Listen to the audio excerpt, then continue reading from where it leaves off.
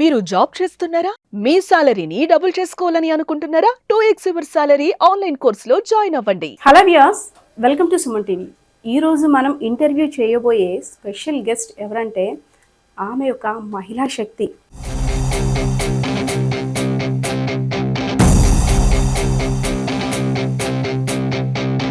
Maoist ఉద్యమాలకి ఊపిరి పోసిన మహిళా మాజీ మావోయిస్ట్ అయినటువంటి భారతి గారు. నక్సలిజం అంతం కావడం అంటే ఇవాళ 10 మంది చనిపోవచ్చు, 11 మంది బతకొచ్చేమో.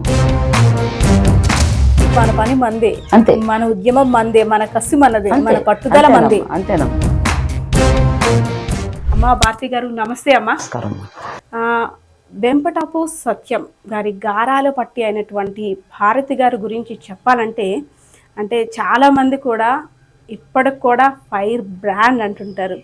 అసలు అంటే తండ్రి బాటలోనే నడిచారు. తండ్రి అసలు నక్సలైట్గా మారడానికి, ఇప్పుడు ఆయన మన మధ్య లేరు కూడా, తండ్రి అంటే నక్సలైట్గా మారడానికి అప్పట్లో మీకు నా అవగాహన ప్రకారం దేనివల్ల మీ ఫాదర్ అలా డైవర్ట్ అయ్యారు? అమ్మ, మా ఫాదరు ఈ గిరిజన ఏరియాలో టీచర్గా పనిచేస్తున్నారు. అది కూడా ఎయిడెడ్ స్కూలు. గుమ్మ గొయ్పాక చేస్తూ కొండబారెడ్లో ఆల్రెడీ సెటిల్ అయ్యారు. కొండబారెడ్లో ఉద్యోగం అంటే సొంత స్కూల్ పెట్టుకొని ఉద్యోగం చేస్తున్నటువంటి సందర్భంలో గిరిజన్స్కి నాన్ గిరిజన్స్కి ఉన్నటువంటి తేడాన్ని ఆయన కనిపెడుతూ వాళ్ళు ఎలా దోపిడీ చేసుకుంటున్నారు అన్నటువంటి విధానాన్ని ఆయన కనిపెడుతూ ఈ దోపిడీకి ఎలా అయితే అంతమవుతుంది అన్నటువంటి దాని మీద ఆయనకు ఒక ఫ్రెండ్ ఉండేవారు, పల్లి రాములని. ఆయన టీచర్ అండి. అలాగే కైలాసం గారు ఒక టీచర్. వీళ్ళు ముగ్గురు కూడాను ఫ్రెండ్స్. ఈ ఫ్రెండ్స్ రూపంలో ఈ ఉద్యమాల కోసం చిన్న చిన్న బుక్స్ చదువుతూ అసలు గిరిజనులకు ఏ రకమైనటువంటి అన్యాయాలు జరుగుతున్నాయి, ఎలా ఉన్నారు అన్నటువంటి దాని మీద చూసి వాళ్ళు ఇదే న్యాయం చేస్తే బాగుంటుంది, ఏ రకంగా చేయాలన్న ఆలోచనతో వాళ్ళు మదనపడి ఒక కమిటీలను ఏర్పాటు చేయటం జరిగింది ఏజెన్సీలో. కమిటీలు అంటే కూలి కమిటీలు. అప్పుడు ఈ కుంచాలు అడ్డలు ఉండేవమ్మ. అవి ఏంటంటే ఆ 3 ఏళ్ళు 2 ఏళ్ళు ఇలా ఇస్తున్నటువంటి సందర్భంలో కూలి రేట్లు పెంచాలి అన్నటువంటి దాంతో కూలి రేట్ల కోసం పోరాటం చేశారు. ఈ ఉద్యమాలు చేస్తున్న సందర్భంలో అప్పుడు ఉన్నటువంటి భారత కమ్యూనిస్ట్ పార్టీ, మార్క్సిజం అనేటటువంటి పార్టీ ఆధ్వర్యంలో ముండంకల్లో ఒక మహాసభని జరపడానికి సుందరయ్య గారు వచ్చారు. అప్పటికి నేను 10 సంవత్సరాల వయసు నాకు. సుందరయ్య గారు మహాసభకు వస్తున్నారు అనేటటువంటి ఆలోచన వచ్చినప్పుడు యావత్ గిరిజనులందరూ కూడాను రావడం జరిగింది. చాలా పెద్ద ఎత్తున రావడం జరిగింది. ఈ రకమైనటువంటి గిరిజనులు మీటింగులు పెట్టుకొని పెద్ద ఎత్తున వస్తే ఇక్కడ వీళ్ళు ప్రేరేపణ చేసినటువంటి ఆలోచన విధానం గిరిజనుల్లోకి వెళితే మనకు మనుగడ ఉండదు, బ్రతుకు ఉండదు అన్నటువంటి ఆలోచనతో ఆ రోజు మంగన్న కోరనేని లక్ష్మీపురంలో చంపడం జరిగిందమ్మా. దానికి నాంది, నక్సలిజానికి నాంది. మనకు చంపారు, మనం కూడా ఏదో ఒకటి చేయాలన్నటువంటి ఆలోచనతో ఆ రోజు అదొక నాందిగా పలుక్కొని ఉద్యమానికి ఊపిరి పోసినటువంటి రోజు మంగన్న కోరన్ గారు చనిపోయినటువంటి రోజు. ఆ తరుణంలోనే మా నాన్నగారు యూజీలోకి వెళ్ళటం జరిగింది. మా అమ్మగారు కూడా వెళ్ళిపోయారు. అంతే, మీ చిన్న వయసులోనే ఉద్యమాలు బాట పట్టారమ్మా. చిన్న వయసులోనే వెళ్ళిపోయారు. నా చదువు అంతటితో కొంతగా ఆగడం జరిగింది. నేను చదివింది ముండంకల్లు, గుజ్జువై. నెక్స్ట్ అన్నమాట పార్వతీపురంలో మాకు అనుకూలించినటువంటి లాయర్ ఉండేవారండి. మా లాయర్ గారు నన్ను తీసుకెళ్లి చదివించడం జరిగింది. నా చదువు కూడా కుంటులు ఆగిపోయింది. 69లో ఉద్యమం చాలా ఉవ్వెత్తున ప్రారంభించడం జరిగింది. ఎక్కడికక్కడ డకాయిటీస్, మర్డర్స్ ఇవన్నీ చేస్తూ ప్రతి గ్రామాల్లో అటాక్ చేయటం, ప్రతి గ్రామాల్లో అంటే అక్కడ ఉన్నటువంటి దాన్ని సంపదని తీసుకొని భూస్వాముల దగ్గరది ఎవరైతే ప్రజలైతే మా వెనకతలు వచ్చారో వాళ్ళందరూ కూడా సప్లై చేయడం జరిగింది. ఏది కూడా దాచుకోలేదు. వచ్చినటువంటి వాళ్ళందరూ కూడా అది ఇవ్వడం జరిగేది. ఆ రకమైనటువంటి ఉద్యమాన్ని ప్రజల నుండి అంటే అమాయక గిరిజన అడవి బిడ్డల దగ్గర దోచుకునేవారు ఎవరంటారు? దోచుకునే వాళ్ళు అప్పుడు ఉన్నటువంటి పరిస్థితుల్లో సావుకారులమ్మా, సొండీలు, షావుకారులు ఎక్కువగా. వాళ్ళు ఆ 2 క్యాస్ట్ల వారే ఈ గిరిజనుల్ని ఎక్కువగా దోచుకునే పరిస్థితి ఆ రోజుల్లో ఉండేది. దాన్ని వ్యతిరేకించాలి, దీని నుండి విముక్తి పొందాలి అన్నటువంటి అసలు వీళ్ళకి ఉద్యమ ప్రేరేపణ రావడానికి మా నాన్నగారికి కానీ కైలాసం గారికి రావడానికి కారణం ఏంటంటే ఒకానొక రోజు ఒక గ్రామంలోని కొండబారెడ్డి దగ్గరే ఉంది, సవరా విలేజ్ అది. అక్కడికి వెళ్ళి ఒక సావుకారి అతనికి ఉన్నటువంటి బాకీని వసూలు చేయడానికి వెళ్ళినటువంటి తీరి అన్నమాట బాలేదు. వెళ్ళి దౌర్జన్యం చేస్తూ మిద్దు మీద ఉన్నటువంటి సామాన్లు తీసుకొని ఇస్తే కాదు, ఇవ్వకపోతే మీకు ఒప్పుకోము అన్నటువంటి ఒక దౌర్జన్యం పద్ధతిలో వసూలు చేయటం అనేటువంటిది వీళ్ళ మనసుల్ని కాస్త కదిలింపజేసింది. దాన్ని బట్టి అక్కడి నుండి నాన్నగారు కూడాను స్కూల్ని విడిచిపెట్టేసి ఈ రకమైనటువంటి ఉద్యమ బాటలోకి వెళ్ళిపోవడం జరిగింది. అంటే మీరు అప్పుడు చిన్నోళ్ళు అంటున్నారు, 10 years ఉంటాయి. సో మీ నాన్నగారు ఈ ఉద్యమ బాట పట్టినప్పుడు చుట్టుపక్కల అంటే మన చుట్టూ ఉండే రిలేషన్స్ ముఖ్యంగా మీ నాన్న మావోయిస్ట్ కూతురు ఇలా వెళ్ళిపోయారు ఆ మాటలన్నీ ఉండేవి అప్పుడు? నాన్న వెళ్ళిపోయారు అంటే నాన్నగారు ఈ ప్రాంతంలోనే తిరిగేవారు, ఎక్కడికి వెళ్ళలేదు. నాన్నగారికి ఈ ఊరు మా నాన్నగారు అక్కగారు ఊరు, సొంత అక్కగారు ఊరు అనమాట. ఈ గుమ్మ అనేది ఇక్కడే ఉండేవారు. వాళ్ళ అక్కగారు నాన్నగారు కూడా ఇక్కడే ఉండేవారు. మా నాన్నగారు అత్తవారు కూడా ఈ ఊరే, అంతా ఇక్కడే. ఇక్కడ నుండి కొండబారెడ్డి వెళ్ళడం జరిగింది. కొండబారెడ్డి నుండి ముండెంకల్లుకి వెళ్ళడం జరిగింది. ముండెంకల్లోని లాస్ట్ ఆయన యూజ్లోకి వెళ్ళిపోవాల్సినటువంటి పరిస్థితి. చనిపోయిన వరకు కూడాను అడవుల్లోనే ఉన్నారు ఆయన.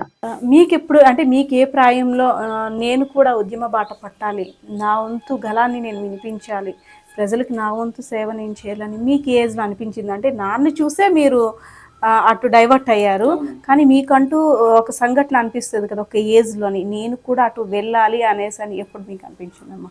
నాకు ఎప్పుడు అనిపించింది అంటే, నేను 8th క్లాస్ చదువుతున్నానమ్మా పార్వతీపురంలో. 8th క్లాస్ చదివే సందర్భంలో మా అమ్మగారికి బాంబులు కట్టే పరిస్థితిలో బాంబులు పేలిపోయినాయమ్మ, చెయ్యిపోయింది. అమ్మగారు చెయ్యిపోవటం, బాంబులు పేలటం, అమ్మగారు కళ్ళు కూడా కనిపించడం, చాలా పేషెంట్ అయిపోయారు. బాంబులు కట్టే పరిస్థితుల్లో బాంబులు పేలిపోయి చెయ్యి పోయింది ఇక్కడికి. ఆ పరిస్థితుల్లోనే నేను పార్వతీపురంలో ఉన్నాను. నాకు పార్వతీపురం మా నాన్నగారు పంపించారు. మా అమ్మగారు నన్ను తలుసుకుంటున్నారంటే ఒకసారి వెళ్ళి తీసుకురండి అన్నటువంటిది. అప్పటికైతే నాకు ఈ ఉద్యమం బాట కానీ ఇది కానీ ఏమి లేదు. నాన్నగారు ఉన్నారంటే ఉన్నారనిపించుకునేది. ఎప్పుడైతే నన్ను తీసుకెళ్లారో, పార్వతీపురంలో ఉన్న చదువుకున్న దాన్ని చదువు ఆపేసి నన్ను తీసుకెళ్లారు. అమ్మగారిని చూడటం జరిగింది. చాలా దీనమైన పరిస్థితి, చేయిపోవటం, కళ్ళు కనబడకపోవడం, ఒక మనిషి 24 hours సేవ చేయటం అన్నీ కూడా. ఈ పరిస్థితుల్లో ఇంక నన్ను పంపించడానికి నాన్నగారు అంగీకరించుకోలేదు. అక్కడి నుండి నాన్నగారితో నేను తిరగటం, అక్కడ ఉన్నటువంటి లిటరేచర్ చదవటం, గ్రామాల్లోకి వెళ్ళి మీటింగ్ పెట్టడం, ఇలాంటివన్నీ కూడాను అక్కడ నుండి నాకు. అంటే అడవిలోనే చదువు, బుక్స్ కూడా ఉండేయమ్మా. ఆ బుక్స్ కూడా ఎప్పటికప్పుడు క్లాసులు చెప్పేవారు, డ్రిల్ చెప్పేవారు. ట్రైనింగ్ ఉంటుంది కదా మావోయిస్ట్ ట్రైనింగ్, అది కూడా చేశారు? ట్రైనింగ్ ఉందమ్మా. ఎన్నాళ్ళు ఉంటుంది అది? అది ప్రతిరోజు మాకు ఒక్కొక్క దళానికి 40 రోజులు ట్రైనింగ్ చెప్పేవారు. మిలిటరీ నుండి ఒక 2 ఉన్నారు మాకు, వచ్చారు అప్పుడు మిలిటరీ వాళ్ళు. వాళ్ళు ఇచ్చినటువంటి ట్రైనింగ్ ఏంటంటే ప్రతిరోజు సాయంత్రం 4 గంటలకి కంపల్సరీగా ట్రైనింగ్ ఉండేది. మీ బ్యాచ్ లో ఎక్కువ అంటే లేడీస్ తక్కువ ఉండేవారా? మా బ్యాచ్ లో లేడీస్ ఉండేవాళ్ళమ్మ. లేడీస్ కూడా 3 బ్యాచీలమ్మా. ఈ ఏజెన్సీలో ఉన్నటువంటి లేడీసే మాకు దళాల కింద వచ్చారు అందరు కూడా. మీరు అమ్మ భారతి గారు, మీరు చెప్తుంది మీ ఫాదర్ అంటే ఉద్యమ బాట పట్టారు కాబట్టి కొన్ని జరుగుతున్నాయి, ఎక్కడైతే ఈ దళారుల రూపంలో గిరిజనులు దోచుకుంటున్నారో, సో అవి మేము చూడలేక వీళ్ళ కోసం వెళ్ళాము. మరి మీతో వచ్చిన మహిళలు కూడా ఇదే బాట, ఇదేనా ప్రాబ్లం? మహిళలు కూడా అట్రాక్ట్ అయ్యి వచ్చారమ్మా.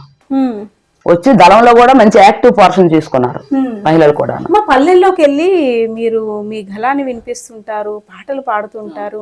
అసలు ఆ పాటలు వింటే అంటే రక్తం ఉడుకుతుంది అంటారు కదా, ఆ లెవెల్లో ఉంటుంది. పాడేవారా మీరు కూడా? పాడేవారు పాట. ఇప్పుడు మరి పాడలేను, జస్ట్ అలా బుక్ చూసి పాడగలం, నెంబర్ వేసుకుంటాం ఎలా ఉన్నాము, ఎలా చేసామనేది. ఫుడ్ లేనటువంటి రోజులు ఉన్నాయి. అదే ఫుడ్ అంటే ఆ టైంలో ఫుడ్ అవన్నీ కూడా చాలా కష్టం. ఇప్పుడున్నటువంటి జనరేషన్ కి మేము పడ్డ కష్టాలు చెప్తే వీళ్ళు చేశారా అన్నటువంటి ఒక హేళన వస్తుంది. కానీ ఏజెన్సీలో మేము ఉండేటప్పుడు చింతపండు తిని బ్రతికాం, మామిడిపల్లి సీజన్ వస్తే మామిడిపల్లి తిని బ్రతికాం. తర్వాత అప్పుడు ఇందిరాగాంధీ గారు గ్రామాలు ఖాళీ చేసేయండి, మీకు మేము పప్పులు, బెల్లాలు, ఉప్పులు అన్ని ఇస్తాము, వచ్చేయండి అని పిలిచారు. అప్పుడు ఆవిడ ఇచ్చినటువంటి సప్లై చేసినటువంటి ఆహారాలు కూడా మాకు గ్రామస్తులు తెచ్చి మాకు ఇచ్చారు. గ్రామస్తులు కూడా ఏ ఊరు వెళ్ళినా మాకు వాళ్ళతో సమానంగా ప్రాణంగా మాకు చూశారమ్మా. ఎవరు మమ్మల్ని ఇచ్చేయలేదు. కానీ వాళ్ళకి ఇచ్చిన ఉన్న ఆహారాన్ని మాకు తెచ్చి పెట్టేవారు వాళ్ళ కోసం పోరాడుతున్నారు కాబట్టి వాళ్ళు కూడా సపోర్ట్ చేసేవారు. ఏదైనా హెల్త్ ఇష్యూస్ అవన్నీ అయితే ఎలా అంటే నార్మల్ గా మీరు అడవుల్లో ఉంటారు కాబట్టి ఏదైనా సీరియస్ కండిషన్ అయితే బయటకు వచ్చే పరిస్థితి కాదు. అందులోని ఇదంతా ఏజెన్సీ ప్రాంతం, చాలా దూరం పార్వతీపురం వెళ్ళవలసి వచ్చేది. సో మీలో మీకు ఏదైనా హెల్త్ ఇష్యూ వస్తే అప్పుడు ఎలా సపోర్ట్ చేసుకునేవారు? హెల్త్ ఇష్యూ వస్తే మా దగ్గర మెడిసిన్ ఉండేదమ్మా ప్రతి ఒక్కరి దగ్గర. ఎక్కువగా మలేరియా ఎఫెక్ట్ అయ్యేది మాకు. ఎఫెక్ట్ అయ్యేటప్పుడు ప్రతి ఒక్కరి దగ్గర మెడిసిన్ ఉండేది. దానికి తగ్గ ఎక్విప్మెంట్ మేము చేసుకునేవాళ్ళం. అంతేకాదమ్మా మాకు డాక్టర్స్, పెద్ద డాక్టర్స్ వచ్చారు, ఒక 5గురు గుంటూరు అటు సైడ్ నుండి. వాళ్ళు ఇక్కడికి వచ్చి మెడిసిన్ కూడా సప్లై చేసేవారు. మాకు బయట నుండి ఇది మనకి ఉన్నటువంటి దీనివల్ల మాకు మెడిసిన్ వచ్చేది. అప్పుడప్పుడు మాకు ఫుడ్ విషయంలో కూడా కొన్ని ఫుడ్ విషయంలో కూడా కొంతమంది సహకరిస్తే దానికనమాట ఫుడ్ కూడా తెచ్చి ఇచ్చేటటువంటి. ఒక్కోసారి సడన్ గా అందరూ గ్యాదర్ అయ్యే టైం కావచ్చు, లేదంటే కుకింగ్ చేసుకునే టైంలో కావచ్చు, పోలీసులు కూంబింగ్ అలాంటి పరిస్థితులు ఎదురయ్యాయా? అలాంటి పరిస్థితులు ఎదురయ్యామ్మా. ఒకసారి మేము ఇక్కడ కోటకొండ అని ఉందమ్మా విలేజ్. ఆ కోటకొండ విలేజ్ లోని తెల్లవారు 6 గంటలకు పోలీసులు మమ్మల్ని కూబింగ్ చేశారు. 2 కొండలు ఉన్నాయి ఇలాగా. ఈ కొండకి వాళ్ళు వస్తే ఈ కొండకు మేము వెళ్ళేవాళ్ళం, దీనికి వస్తే దీనికి వెళ్ళేవాళ్ళం. ఈ రకమైనటువంటి కూబింగ్ పరిస్థితిలో ఉండేది. అప్పటికి ఏంటంటే డ్రెస్సెస్ లేవు మాకు. మనిషికి ఒక కలర్ చీర కట్టేవాళ్ళం. చీర కట్టి సిలకట్ట కట్టేటి చీరలు ఏమన్నా విడిదీసుకొని వెళ్ళేవాళ్ళం కాదు. చేతిలో బాంబులు ఉండేవి, తుపాకులు ఉండేవి. ఆ రకంగా వాళ్ళు వస్తుంటే మేము ఆ రకంగా మీకు కూడా లైక్ యాజ్ పోలీసులు ఒక కిట్ ఎలా మెయింటైన్ చేస్తారో బ్యాగ్ ఒకటి, కిట్, వెపన్ ఒకటి అన్ని ఉండేయమ్మా. వెయిట్ ఉండేది కిట్ కంపల్సరీ. ఒక్కొక్కరికి 10 కేజీలు అన్ని పట్టుకుండేవాళ్ళం వెనక్కి. ఆడవాళ్ళు కానీ మగవాళ్ళు కానీ ఎవరన్నా సరే. అంటే ఒక లేడీగా ఇది మనం ఒక పెద్ద భూతద్దంలో కూడా చూడకూడదు నా జనరేషన్. పీరియడ్స్ టైమ్స్ అవన్నీ ఉంటాయి. కొంతమంది పిల్లల తల్లులు కూడా ఉద్యమాల్లో ఉంటుంటారు. కొంతమంది అక్కడికి వచ్చిన తర్వాత ప్రెగ్నెంట్స్ అయ్యి ఉంటారు. సో అలాంటి వాళ్ళు ఉండేవారా? ఉండేవారమ్మా. ఒక ఆమె ప్రెగ్నెన్సీ అయితే ఆమెకు పుట్టినటువంటి బిడ్డని మేము అక్కడ ముండంకల్లో దత్తత ఇచ్చేసాం. రజ్జులు వాళ్ళది ఒక బిడ్డ పుడితే ముండంకల్లో దత్తత ఇచ్చాం. ఈవెన్ ఆల్రెడీ నేను కూడా ఏజెన్సీలో ఉద్యమంలోనే మ్యారేజ్ చేసుకున్నానమ్మా. ఉద్యమంలోనే మ్యారేజ్ చేసుకున్నాను. ఉద్యమంలోనే నేను ప్రెగ్నెన్సీ అయ్యాను. నాకు ఒక బాబు పుట్టారు. ఈ వర్షాకాలం ఆదరణ కాస్త ఇది లేకపోయి ధనుర్వాత వచ్చినట్లుగా వచ్చి బాబు కూడా చనిపోయారు అక్కడే. బిడ్డను కూడా కోల్పోయాం. అప్పుడు అనిపించిందా అంటే ఆ టైము అసలు మనకి అంటే ఒక తల్లిగా ఆ టైం అలాంటి పరిస్థితి ఎవరికి రాకూడదు, నేను ఇంత ఉద్యమాలు బాట పట్టడం వల్ల, ఈ ప్రజలకి ఇంత సేవ చేయడం వల్ల నా బిడ్డను కూడా కోల్పోయాను, నాకు అంటే ఎందుకు నేను ఇలా అవ్వడం, నేను కూడా హాయిగా ఉండొచ్చు కదా, ఇవన్నీ వదిలేసి జనజీవన స్రవంతిలోకి నేను ఎందుకు కలవలేకపోతున్నానా అని అప్పుడు మీరు ఆలోచించారా? నాకు ఆ ఆలోచన చాలా తక్కువ వచ్చిందమ్మా. ఎందుకంటే ఒక ఆలోచన విధానంతో మా మైండ్లో సెట్ అయిపోయి ఉన్నది. కష్టం వచ్చినా ఏమొచ్చినా సరే మనం దాన్ని అధిగమించి వెళ్ళాలి అన్నటువంటి ఆలోచనతో. అలాంటి సమస్యలు ఏమొచ్చినా సరే మేము ఇది ఎందుకు అన్నటువంటి ఆలోచన అయితే మాలో రాలేదు. అమ్మా మీరు అంటున్నారు అక్కడే నేను డెలివరీ అయ్యాను ఒక మహిళ కూడా. సో ఈ 9 months ప్రెగ్నెన్సీ టైంలో వాళ్ళు కూడా మీతో నట్టుగా నడవడం కానీ నడిచేవాళ్ళు. ఆ ప్రెగ్నెంట్ లేడీస్ కూడా అంటే మీరు కూడా అందులో ఉన్నారు. అసలు అంటే దేనికి ఎప్పుడు ఈ రోజుల్లో ఒక ప్రెగ్నెన్సీ వచ్చిందంటే ఒక అపురూపంగా చూస్తున్నారు. కానీ అప్పట్లో అడవులు అంటే చెట్లు కిందన పడుకోవడం కష్టం, ఏ నిమిషం పురుటి నొప్పులు వస్తాయో అదొక భయం కదా. అవన్నీ ఎలా బేర్ చేయగలరు? తలుచుకుంటేనే అంటే అదొక కసి, పట్టుదల. మనం ఉండాలి, ఏమొస్తే రాని ఉండాలి అనేటువంటి ఒక కసి, పట్టుదల అనమాట. ఆశయం. ఇది కమ్యూనిస్ట్ పార్టీ, ఇది ఒక ఆశయంతో పనిచేస్తుంది. ఆశయంలో పనిచేసేటప్పుడు కష్టాలను కానీ నష్టాలను కానీ అధిగమించగలిగినటువంటి వాడే మంచి అన్నటువంటి ఒక భావన ఉండేది. మా నాన్నగారు మావో సూక్తుల కోసం ఒక పాట రాశారు. పురిటి నొప్పులకు జడిసి పిల్లలను తల్లి కాయుట మానదుగా, అట్లానే పోలీసులను అధిగమించవలసినట్టు ఒక పాట రాశారు ఆయన మావో సూక్తుల మీద. ఇవన్నీ కూడా ఏంటంటే మా నాన్నగారు పాటలు రాస్తారు. ఏజెన్సీలో జరిగినటువంటి సంఘటనలన్నీ కూడా ఆయన పాటలు రాశారు. ఆ పాటల్ని పాడుతూ దినదినం మాకు మోటివేట్ చేసేవారు ఆ పాటల్ని పాడిస్తూ. అందుకు వేరే ఆలోచన వేరే ఇదిలోకి మేము మా మైండ్ వెళ్ళేది కాదమ్మా. అమ్మ, మీరు అంటున్నారు సెంట్రీ పోస్ట్లో ఒకరు డ్యూటీ చేసేవారు. సో మీలో ప్రాణాలు పోయిన వాళ్ళు చాలామంది మీ దళంలో ఉంటారు, మీ చుట్టుపక్కల ప్రాణాలు. అలాగే పోలీసుల్లో కూడా చాలామంది ఈ ఎదురు కాల్పుల్లో చనిపోయిన కుటుంబాలు. సో మీ కుటుంబాల్లోని కన్నీరు, పోలీసుల కుటుంబాల్లోని కన్నీరు. సో మీకు అనిపిస్తుందా మాలాంటి మనుషులే కదా అనవసరంగా ఈ తగువుల వల్ల, అంటే ప్రభుత్వం కోసం మేము పోరాడుతున్నాం, సో అందులోని మేము నలుగుతున్నాము, పోలీసులు నలుగుతున్నారని ఎప్పుడైనా అనిపిస్తుందా? వాళ్ళు అంటే ఎక్కడైనా ఎన్కౌంటర్ అయిన దగ్గర అంటుంటారు పోలీస్ చేతిలో మావోయిస్టులు హతం, మావోయిస్టుల చేతిలో పోలీసులు హతం. సో ఆ యాక్షన్స్ వినేటప్పుడు మీరు వాళ్ళని చంపిన, వాళ్ళు మిమ్మల్ని చంపిన, ఎలా అయినా చనిపోయేది మీరే అనిపిస్తుందా? అప్పుడు అనవసరంగా ఒక జీవి కోల్పోయాము అనేసి అని మీకు అనిపిస్తుంది? కానీ అనిపిస్తుందమ్మా. కానీ ఏంటంటే అక్కడ ఉన్నటువంటిది అనిపించినా సరే ఒక ఆలోచన విధానం, ఒక పట్టుదల, ఆశయం. ఈ ఆశయంలో పోలీసులు అయితే ఏ రకంగా ఇన్స్ట్రక్షన్స్ ఫాలో అవుతారో అలాగే మావోయిస్టులు కూడా వాళ్ళకు ఉన్నటువంటి ఇన్స్ట్రక్షన్ ఫాలో అవ్వక తప్పదు. కాబట్టి ఫీలింగ్ ఉన్నా దాన్ని ఎవరు ఏం చేయలేము అసలు. ఎప్పుడైనా అంటే కూంబింగ్ అయినప్పుడు కానీ అనుకోని సందర్భంలో మీరు వాళ్ళకి చిక్కిన టైంలు ఉంటే, వాళ్ళు మీకు చిక్కిన, పోలీసులు మీకు చిక్కే ఉంటారు, పోలీసులకి మీరు చిక్కే ఉంటారు, ప్రాధాయపడడం కూడా జరుగుతుంది. అన్న నా కుటుంబం, మీరైనా అనొచ్చు నా కుటుంబం ఉంది వదిలేయండి ప్లీజ్ అని అనుకునే సందర్భాలు ఎప్పుడైనా చూసారా? అక్కడైతే ఎప్పుడు లేదమ్మా. ఎందుకంటే బడ్డపాడు ఏరియాలోని 12 సంవత్సరాలు మా చిన్నబాబు గారిని కాల్చేశారు.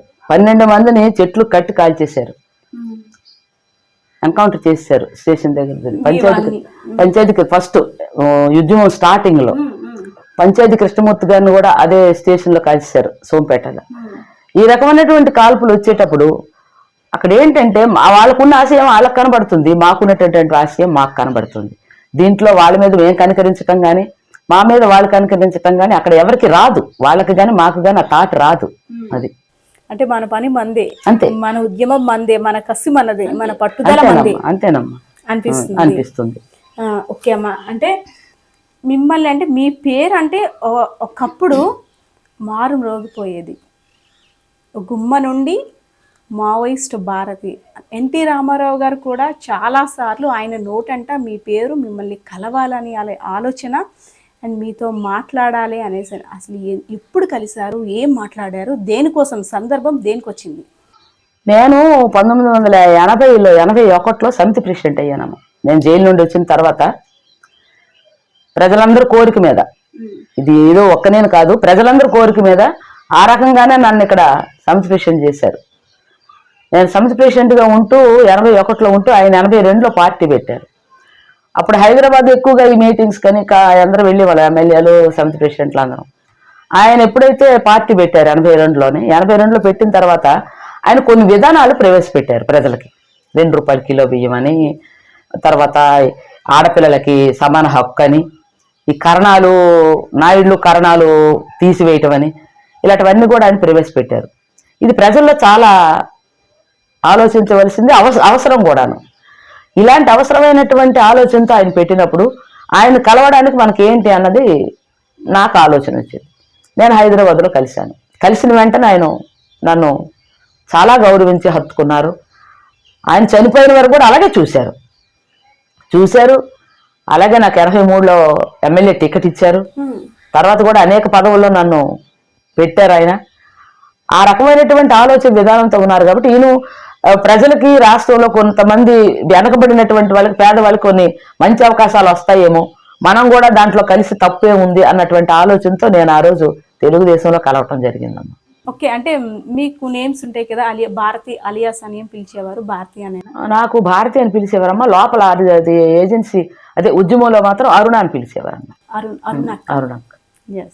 మరి కొంతమంది అంటే మీ దళంలో కావచ్చు, మావోయిస్టులు ఇంటికి వెళ్ళాలంటే చీకట్లోని ఒక మారు వేషంలో వెళ్ళాల్సిన పరిస్థితులు ఉండేవి.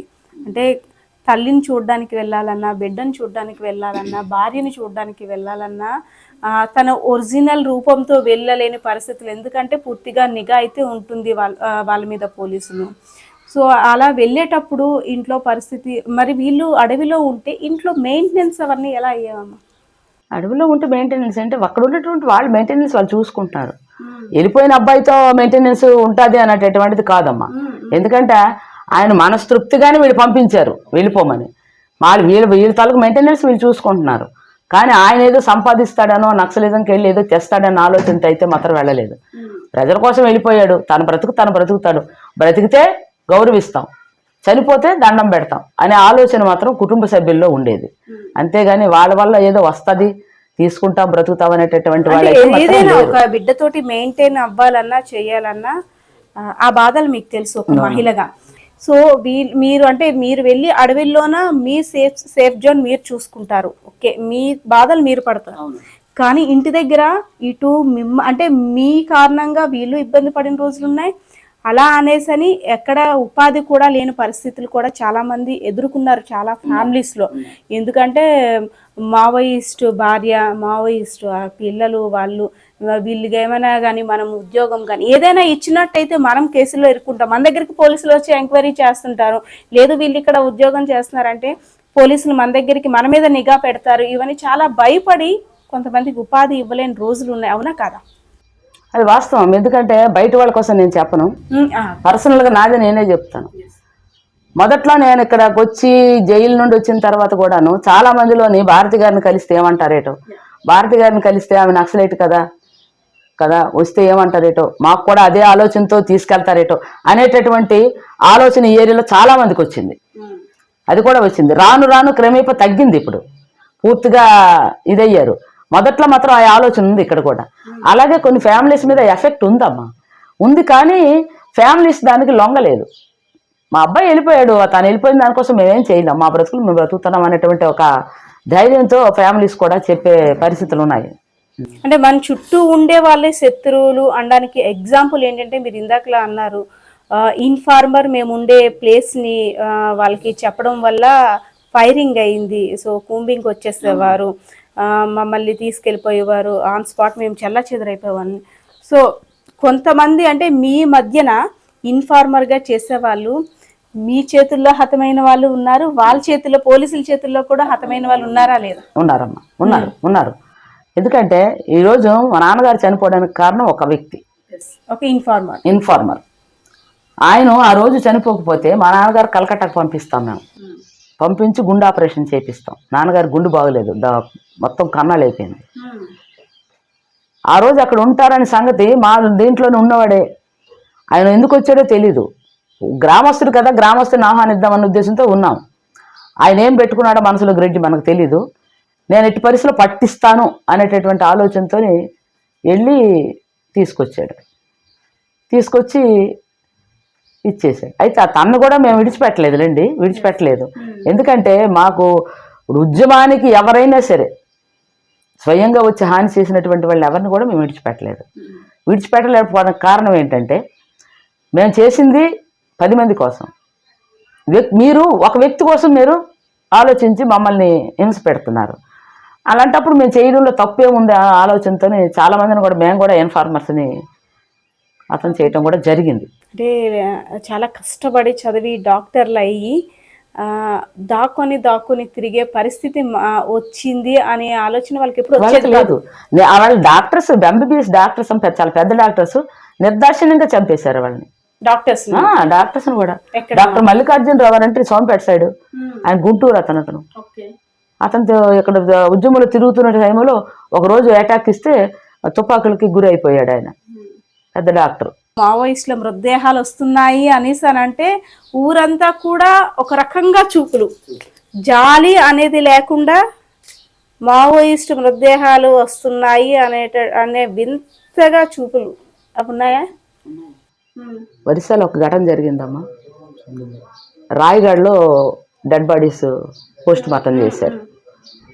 రాయగఢ్లో డెడ్ బాడీలు పోస్ట్ మార్టం చేస్తే అవి సోంపేట వెళ్ళాలి, ఇది ఇక్కడికి వెళ్ళాలి, బడ్డపాడు. ఆ పోస్ట్ మార్టంలో మేము వెళ్ళాం దగ్గరికి చేసి డెడ్ బాడీని యాన్వర్ట్ చేసుకొని వ్యాన్లకు ఎక్కించిన తర్వాత, వ్యాన్లు వెళ్ళిన తర్వాత దాని ఏమంటే మేము బడ్డపాడు కూడా వెళ్ళాం. అక్కడ కూడా 2 రోజుల తర్వాత అయితే ముఖాలు మనం పాల్చలేము, కానీ వెంటనే డెడ్ బాడీస్ పోస్ట్ మార్టంకి తెచ్చేటప్పుడు ఎవరు ఏంటన్నది పోల్చేయగలం అనమాట. ఆ వాళ్ళందరూ కూడాను బొడ్డపాడుకు సంబంధించినటువంటి వాళ్ళే. మరి ఆ బాడీస్ వెళ్ళేటప్పుడు మీరు వెనకాతలే అంటే 2 days తర్వాత 3 days తర్వాత వెళ్తారు కదా, మరి మీ మీద నిఘా వేసి ఉంటారు కదా? నిఘా వేస్తారమ్మా, మేము ఫాలో అప్ అవుతాం కదా డెడ్ బాడీస్ తోనే. నిఘా వేశారు. మరి ఎలా ఎస్కేప్ అయ్యేవారు అప్పుడు? ఎస్కేప్ ఏం లేదు, డెడ్ బాడీస్ని తీసుకెళ్లేటప్పుడు వాళ్ళ గ్రామాలకు అప్పచెప్పాలి కదా. దానికి ఒక కమిటీ ఉంది కదా, దానికి త్రూ కమిటీ, బంధుమిత్రుల కమిటీ అని ఒకటి ఉంది. వాళ్ళు ప్రతిదీ కూడాను టేకప్ చేసుకుంటారు. అప్పుడు మీకోసం పోరాడేవాళ్ళు ఛత్తీస్గఢ్ అటు సైడ్ చనిపోయారు. వాళ్ళని ఆ మధ్యన విమానాల్లో కూడా తీసుకొచ్చారు. తీసుకొచ్చి ఏ గ్రామ డెడ్ బాడీలు ఆ గ్రామానికి అప్పచెప్పడం కూడా జరిగింది, గౌరవప్రదంగానే. అది ప్రభుత్వాన్ని కూడా వీళ్ళు విన్నవించుకున్నారు. మీరు ఎన్కౌంటర్ చేసిన తర్వాత డెడ్ బాడీని మీరు మీ ఖర్చులతో ఎవరు దీన్ని వాళ్ళకి అప్పచెప్పాలి అక్కడికి అన్నటువంటి ఒక ఒప్పందంతో వాళ్ళు కూడా ఆ రకంగానే డెడ్ బాడీని చాలా గౌరవంగానే మాకు అప్పచెప్పేవాళ్ళు. దళంలోకి వచ్చిన వారు ఒకే కసితోటి, ఒకే ఆలోచనతోటి ప్రజల కోసం పోరాటం కోసమే వస్తారు. కానీ కొంతమంది ఒకేలా ఆలోచనలు అయితే ఉండవు. ఇవేవో కొన్ని అంటే ఈ ఫార్మాలిటీస్ ఉంటాయి కానీ, సో మీలో మీకు తగాదాలు, విభేదాలు, ఆధిపత్య పోర్లు ఇవన్నీ ఉండేవా? ఆధిపత్య పోర్లు అంటే ఏదో ఇది కావాలి అది కావాలనేవారు. ఆ చిన్న చిన్నవి ఏమైనా వచ్చాయి అని అంటే వెంటనే మీటింగ్ పెట్టేసేవాళ్ళమ్మ. విమర్శ ఆత్మవిమర్శనని ఒక పెట్టేవారు. ఆ దాంట్లో అనమాట మీటింగ్ పెట్టుకొని దాంట్లో అనమాట సర్దిద్దుకోవటం. అది సర్దిద్దుకొని రేపటి నుండి మామూలుగా నడవటం. అయితే అంతా కూల్ గాను, అంటే ఆ లైఫ్ అంతా ఒక కలల ఒక గ్రేట్ మెమొరీగా అంతే అంతే. సో ఆ మావోయిస్ట్ నేతగా, మాజీ మావోయిస్ట్ నేతగా, అలాగే ఇప్పుడు రాజకీయ నేతగా ఏది సాటిస్ఫాక్షన్ అనిపిస్తుంది? సాటిస్ఫాక్షన్ ఏముంది, అప్పుడు చేసాం ప్రజల కోసం సేవ, త్యాగాలు చేసాం. ఆ త్యాగాల ఫలితం ఈరోజు ఏజెన్సీలో అనేక రకాలు వసతులు వచ్చాయి. చెప్పుకుంటారు కదా మీరు వెళ్ళేటప్పుడు, ఇలాగా మా కామ్రేడ్, మా దళ నాయకుడు వెంపటాపు సత్యం కూతురు వస్తుందిరా, ఇలాగ మా అన్న ఇలాగరా అనేసి అని చెప్పుకుంటారు. ఇప్పటికీ పాత వాళ్ళందరూ గుర్తుపడుతుంటారు. పెద్ద అయిపోయావు అంటుంటారు. అప్పుడు రోజులు కొంతమంది గుర్తు చేసుకుంటుంటారు. అంటే మీలాగా మీ దళంకి సంబంధించి, మీ ఏరియాకి సంబంధించి ఎంతమంది అమ్మ జనజీవన స్రవంతిలో కలిసిపోయినారు? జనజీవన స్రవంతిలో అంటే అందరూ కలిసిపోయారులేండి. ఆడవాళ్ళు మాతో తిరిగారు కదా, ఉన్నారు చాలా గ్రామాల్లోనే. అందరు కూడా మరి వచ్చేసిన తర్వాత జైలు నుండి వచ్చాక వాళ్ళకి ఏవో కొంతమందికి అయితే చిన్న ఈ హాస్టల్స్లోని వాటిలోని ఏవో ఇచ్చారు, ఉద్యోగాలు ఇచ్చారు, ఏవో చూశారు కొంతమంది. అంటే నమ్మి జనజీవన స్రవంతిలో కలిసినందుకు మీకు గౌరవప్రదంగానే ప్రభుత్వం కూడా స్వీకరించింది. అప్పట్లో ఎన్ని విభేదాలు వచ్చినా సరే, ఎన్ని అంటే డైరెక్ట్ అటాక్స్ ఎన్ని జరిగినా సరే, ప్రస్తుతం అయితే మాత్రం హ్యాపీ లైఫ్ ఇచ్చింది. సో రీసెంట్ గా దంతెవాడ కావచ్చు, ఛత్తీస్గఢ్ కావచ్చు, మొత్తం ఓవరాల్ గా మెయిన్ దళ సభ్యులందరినీ కూడా ఏరి పారేస్తున్నాం. ఇంకా మా నక్సలిజాన్ని ఇంకా లేకుండా కనుమరుగయ్యే విధంగా చేస్తున్నాం అనేసి ఫైట్ అంటే అందరూ కూడా ఇంకా నక్సలిజాన్ని పూర్తిగా ఇంకా అణిచివేయాలి, ఇంకెక్కడ నక్సలైట్ అనేవారు లేకుండా చెయ్యాలని ముందుకు అడుగులు వేసింది. సో ఇంకా పూర్తిగా అంతమైపోద్ది అంటారా? అంతం అవదమ్మా, దీనికి అంతం లేదు, అంతం అయ్యే ప్రసక్తే లేదు అసలు. అంతేనంటారా? ఒకరు కాకపోతే ఇంకొకరు పుడతారు, అంతేగాని అంతం అనేది ఇది అంటే మాటకి అనడానికి లేదు. అంటాయి ప్రభుత్వాలు, అంటాయి. ఎందుకంటే ప్రభుత్వాలు ఇప్పుడు ఉన్నాయి కాబట్టి అవి చెప్తుంటే. మొన్న అన్నారు మినిస్టర్ గారు, ఎవరో సెంట్రల్ మినిస్టర్ గారు, నక్సలిజాన్ని 2028కి 2029కి అంతం చేసేస్తామని మొన్న స్టేట్మెంట్ ఇచ్చారు ఆయన. నక్సలిజం అంతం కావడం అంటే ఇవాళ 10 మంది చనిపోవచ్చు, రేపు 11 మంది బతకొచ్చేమో, అది మనం ఊహించలేనటువంటిది. లాస్ట్గా మీ వెల్ విషెస్కి, మీ ఉద్యమంలో పాల్గొన్న నేతలు అందరికీ, అంటే ఒక మహిళా మాజీ నక్సలైట్గా కావచ్చు, ఒక మహిళగా కావచ్చు, ఎన్నో పోరాటాల్లో పాల్గొన్న మహిళా శక్తిగా కావచ్చు, ఊరి ప్రజల కోసం, అడవి బిడ్డల కష్టాలపై ఎన్నో పోరాటాలు చేసి వాళ్ళకి వచ్చే హక్కుల కోసం మీరు పోరాటాలు చేశారు కాబట్టి వాళ్ళ కోసం మీదొక మాట ఏం చెప్పాలనుకుంటున్నారు? మా వెల్ విషెస్ కానివ్వండి, ఈ ఏరియాలో ఏజెన్సీలో జరిగినటువంటి ఎక్కడ ఏ అన్యాయం జరిగినా ఏమి జరిగినా ముందుండి మా ప్రాణాలు మేము బ్రతుకున్నంత కాలం తప్పకుండా మాకు చేతనైన సహాయం కానివ్వండి, వాళ్ళ కోసం సపోర్ట్ చేయడంలో కానివ్వండి, నేను ఎప్పుడూ ముందే ఉంటాను. ఎందుకంటే మేము ఇప్పుడు తెలుగుదేశంలో ఉండొచ్చు, వేరే పార్టీలు ఉండొచ్చు, కానీ మా నరాల్లో కొంత కమ్యూనిజం అంటూ ఉంది. దాన్ని మర్చిపోయే పరిస్థితి లేదు. మేము సేవ చేస్తూనే ఉంటాం. లాల్ సలాం కామ్రేడ్. నమస్తే. నమస్తే.